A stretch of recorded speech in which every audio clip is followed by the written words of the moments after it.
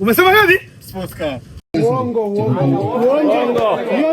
Kutikavu na Jecha Malundo.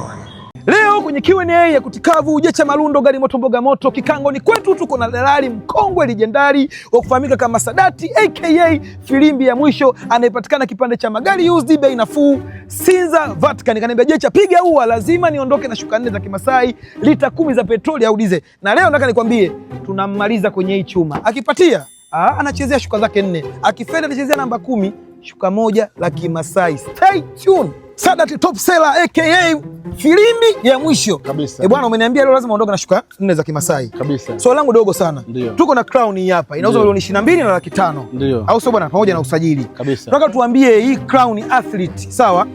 Ipo kwenye kundi gani kati ya magari haya?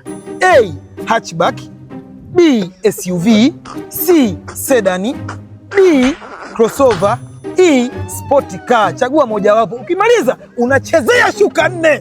Sport car. Wewe nampepea jamani. Umesema ngapi? Sport car. Mkubwa Sadati aka top seller amekalia vibaya Kutikavu kwa kushindwa kuelezea crown athlete ipo kundi gani. In case you don't know ni kwamba crown athlete tunasema ni sedan, ambapo sedan tunasema ni gari ambayo inakuwa na injini mbele, ina cabin ya abiria na dereva, na pia ina buti inayojitegemea na cabin ya abiria ilipo. Kama unavyoona injini, cabin ya abiria, nyuma kuna buti. Tukutane next time wewe Sadati, ila umetisha mwanangu. Chezea shuka 1 la Kimasai.